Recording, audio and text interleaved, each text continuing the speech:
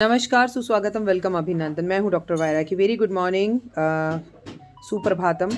और कैसे हैं आप लोग का स्वागत अभिनंदन करती हूँ। बहुत समय पहले की बात है, एक राजा हुआ करता था। उसका एक रूटीन था।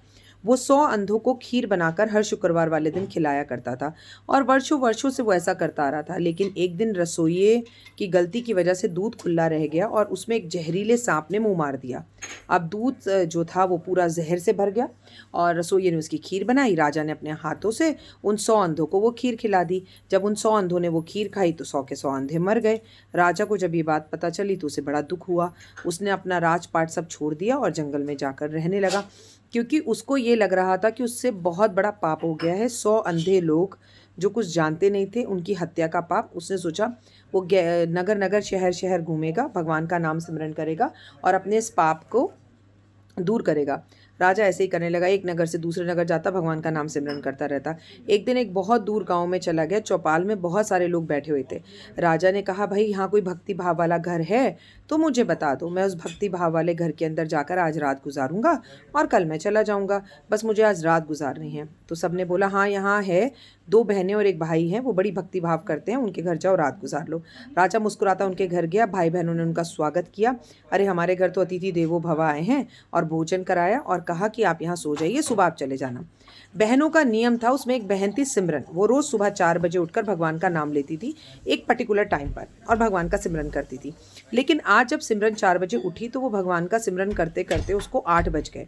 जब उसका भाई उठा तो उसने बोला, हमारे घर मुसाफिर आया हुआ है, उसे भोजन करके नाश्ता कर कर आगे अपने सफ़र पर जाना था। ये तूने क्या किया? आज तू इतनी लेट सोकर क्यों उठी है?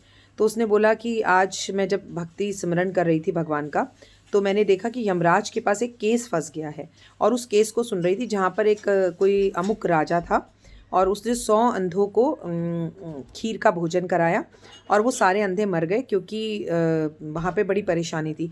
तो बोले, इसमें परेशानी क्या थी? कह रहे, अब जो यमराज है उन्हें ये समझ में नहीं आ रहा कि राजा ने खीर बनाने का आदेश दिया था, तो क्या इसकी सज़ा 100 अंधों के मरने की सज़ा राजा को दी जाए, या उस सांप को दी जाए जिस सांप ने उसमें विष छोड़ दिया, या उस रसोइये को दी जाए जिसने रसोई के अंदर वो बर्तन खाली छोड़ दिया, मतलब बर्तन को ढका नहीं। तो राजा भी ये सारी बातें सुन रहा था। राजा ने कहा, बेटा तो फिर क्या फ़ैसला हुआ? तो उसने कहा, फ़ैसला कल होगा। कल भगवान का जब सिमरन करूँगी तब मुझे पता चलेगा कि इसका क्या रिज़ल्ट आया। अब राजा के मन में ये जिज्ञासा जागी कि भाई ये भगवान मुझे यमराज पाप देंगे, सांप को देंगे या रसोइया को देंगे, मुझे तो यहाँ एक रात रुकना पड़ेगा। तो उन्होंने भाई बहन से कहा, बुरा मत मानना, क्या आज मैं एक रात और यहाँ रुक सकता हूँ? मैं कल चला जाऊँगा। भाई बहन बड़े खुश हुए। उन्होंने उसे नाश्ता कराया और कहा, हाँ बिल्कुल, आप तो भगवान का रूप हो, आप यहाँ रुक जाओ।